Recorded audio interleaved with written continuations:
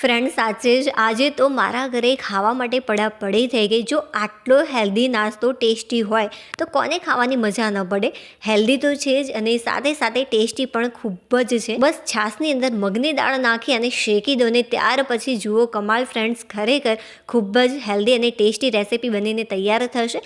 તમારે શાક રોટલી બનાવવાની પણ જરૂરિયાત નહીં પડે અને બધા હોશે હોશે ખાશે. 100% ફ્રેન્ડ્સ, મારી ગેરંટી છે. જે રીતે મારા ઘરે ખાવા માટે પડાપડી થઈ ગઈ, જો તમે આ રેસીપી એકવાર મારી રીતે બનાવશો પરફેક્ટ માપ અને રીત સાથે, તો પહેલી વારમાં એકદમ પરફેક્ટ જ બનશો અને ખાવા માટે તમારા ઘરે પણ પડાપડી થઈ જશે. આજે આપણે સરસ મજાની મગની દાળમાંથી 2 રેસીપી ટેસ્ટી એવી તૈયાર કરીશું. તો સૌથી પહેલાં અડધી વાટકી જેટલી મગની દાળ લીધી છે. પાણી એડ કરી સારી રીતે આને વોશ કરી લેવાનું. તો પાણીની મદદથી 2 વાર મેં આને સારી રીતે વોશ કરી લીધું. જ્યારે પણ ફ્રેન્ડ્સ તમે દાળ ચોખાને વોશ કરો છો પાણીની મદદથી, ત્યારે વારંવાર એને વોશ નહીં કરવા, નહીં તો જે એના પોષક તત્વો હોય છે, ઉપરનું જે પડ હોય છે ધોવાઈ જતું હોય છે અને એના પોષક તત્વો નષ્ટ થતા હોય છે. એટલા માટે 2 વાર ઇનફ છે. હવે ફ્રેન્ડ્સ, મેં પાણીને સારું એવું ગરમ કર્યું. પાણી બહુ ઉકળે નહીં તો ચાલશે, બટ થોડું ગરમ હોવું ખૂબ જ જરૂરી છે. તો આની અંદર મેં થોડું પાણી એડ કર્યું. હવે અડધી ચમચી જેટલું મીઠું એડ કરી સારી રીતે આને મિક્સ કરી લઈશું. જો તમે દાળને રાત્રે પલાળવાના હોય તો પાણી અને મીઠું એડ કરી દેવાનું. ગરમ પાણીનો ઉપયોગ નહીં કરો તો પણ ચાલશે. હવે ઢાંકણ ઢાંકી ફક્ત 1 કલાક માટે હું આ રીતે આને છોડી દઉં છું. જો તમારે આ રેસીપી 2 કલાક પછી બનાવવી હોય તો ઠંડા પાણીનો પણ ઉપયોગ કરી શકો છો. રાત્રે પણ તમે દાળને પલાળી શકો છો. જુઓ, જે દાળ છે એ આ રીતે થોડીક સોફ્ટ થયેલી હોવી જોઈએ કે જેથી જે આપણો નાસ્તો છે એ ખૂબ જ ટેસ્ટી લાગે અને સરસ એની જે થિકનેસ આપણે જેવી જોઈએ છે એવી બને. મીઠાવાળું બધું જ પાણી મેં દૂર કરી દીધું છે. બિલકુલ પણ પાણી આની અંદર રહેવા નથી દીધું. હવે લઈશું આપણે એક મિક્સર જાર. મિક્સર જારની અંદર બધી જ મગની દાળ ઉમેરી દેવાની. રેસીપીની સારી એવી સ્ટ્રોંગ ફ્લેવર આવે એ માટે 2 ટુકડા જેટલા આપણે આદુના એડ કરીશું અને ત્યારબાદ મેં લીધી છે છાશ. છાશ બહુ ખાટી પણ નથી અને બહુ મોળી પણ નથી. જો વધારે પડતી ખાટી હોય તો તમે થોડું પાણી પણ એડ કરી શકો છો. પરફેક્ટ માપ સાથે ફ્રેન્ડ્સ બનાવજો. મેં 1 વાટકી જેટલી છાશ એડ નથી કરી, અડધી વાટકી જેટલી જ છાશ એડ કરીશું અને અડધી ચમચી જેટલું મેં જીરું એડ કર્યું. હવે સારી રીતે આને ક્રશ કરી લેવાનું. બહુ જ સરસ એકદમ ફાઇન મેં આને ક્રશ કરી લીધું છે. હવે લઈશું એક બાઉલ અને બાઉલની અંદર બધું સ્ટફિંગ નીકાળી લેવાનું. જો તમને પસંદ હોય તો તમે આની અંદર લસણ પણ એડ કરી શકો છો. તે પણ ખૂબ જ સરસ લાગતું હોય છે. હવે ફ્રેન્ડ્સ, મેં લીધી છે અડધી વાટકી જેટલી સોજી. જે માપ કહી રહી છું એ એક જ વાટકીની મદદથી તમે લેજો કે જેથી એકદમ પરફેક્ટ જ બને. છાશ હોય કે પછી સોજી હોય કે પછી મગની દાળ હોય. તો અડધી વાટકી સોજીની અંદર અડધી વાટકી જેટલી છાશ એડ કરે છે. આને પણ આપણે સારી રીતે ક્રશ કરી લઈશું. એકદમ ફાઇન ક્રશ નહીં કરો તો ચાલશે, આ થોડુંક દરદરું જ રહેશે. બટ બને ત્યાં સુધી તમારે અડધી મિનિટ માટે આને ક્રશ કરી લેવાનું. તો જુઓ, સરસ મજાનું એકદમ સ્મૂથ બેટર તૈયાર હશે. તો બંને બેટરને મેં એક જ વાસણની અંદર નીકાળી લીધા છે.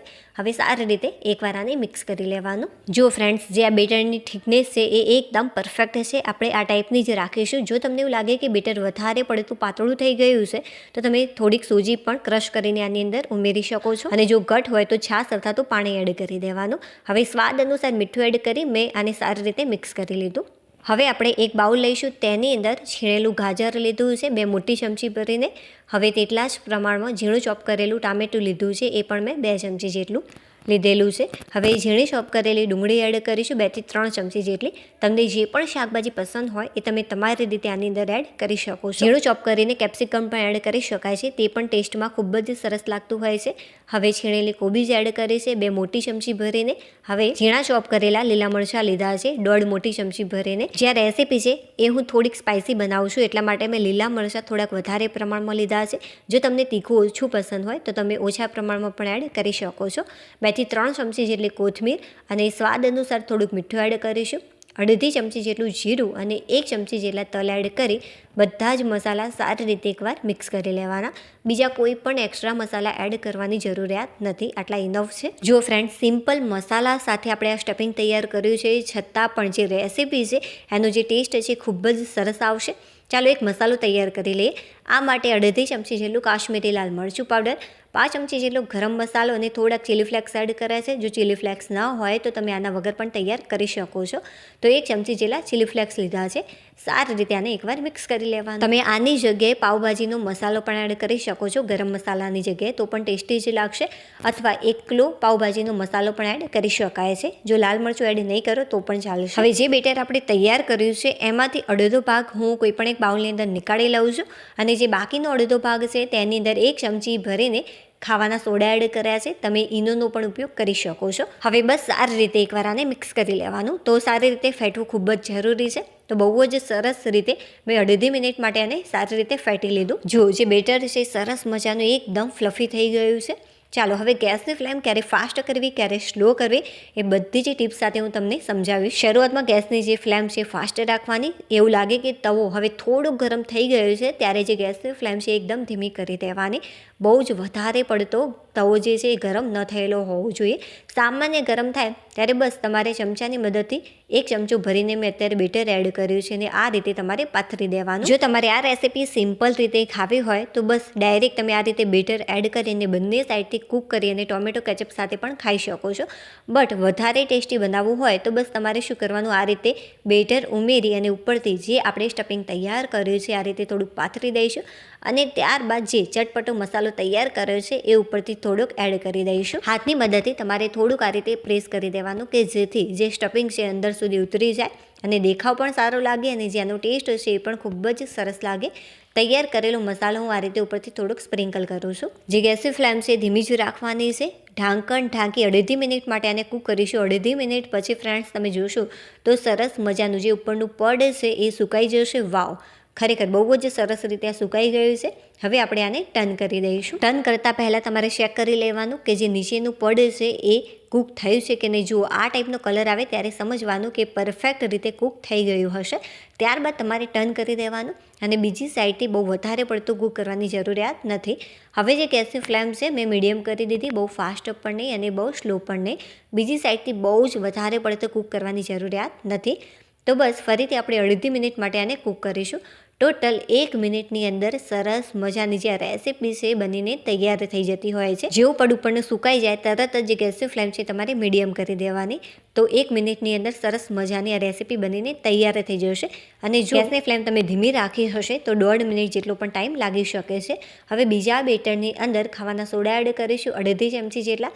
સારી રીતે આને મિક્સ કરી લેવાનું. હવે ત્યારબાદ જે આપણે સ્ટફિંગ તૈયાર કર્યું છે તો 4 મોટી ચમચી ભરીને સ્ટફિંગ એડ કરી સારી રીતે આને મિક્સ કરી લઈશું. તમે આ રેસીપી 2 રીતે તૈયાર કરી શકો છો અને જે આનો ટેસ્ટ છે ખરેખર ખૂબ જ સરસ લાગતો હોય છે. અને હા ફ્રેન્ડ્સ, એક વિડીયો બનાવવામાં બહુ જ મહેનત લાગતી હોય છે. થોડીક પણ રેસીપી તમને યુનિક લાગી રહી હોય, પસંદ આવી રહી હોય તો પ્લીઝ વિડીયોને લાઇક કરી દેજો. ચેનલ ઉપર નવા હોય તો ચેનલને સબસ્ક્રાઈબ કરવાનું બિલકુલ પણ ભૂલતા નહીં. લાસ્ટમાં હું તમને સૂર્યપ્રકાશમાં આનું ઓરિજિનલ રિઝલ્ટ બતાવીશ અને ટેસ્ટ કરીને પણ જણાવીશ કે જે આ રેસીપી છે કેવી બની છે. તો સામાન્ય ગરમ થાય ત્યારે 1 ચમચા જેટલું બેટર એડ કરીશું. તૈયાર કરેલો મસાલો આ રીતે ઉપરથી થોડુંક સ્પ્રિંકલ કરી લેવાનું. હવે ઢાંકણ ઢાંકી ધીમા તાપે ઉપરનું પડ સુકાઈ જાય ત્યાં સુધી તમારે આને કૂક કરવાનું. તો 2.5 મિનિટની અંદર સરસ મજાનું પડ સુકાઈ જશે. હવે જે ગેસની ફ્લેમ છે મીડિયમ કરી દઈશું અને મીડિયમ ફ્લેમ ઉપર બંને સાઈડથી કૂક થઈ જાય ત્યાં સુધી તમારે આને કૂક કરી દેવાનું. તો આ પણ 1 મિનિટની અંદર સરસ મજાનું કૂક થઈ જતું હોય છે.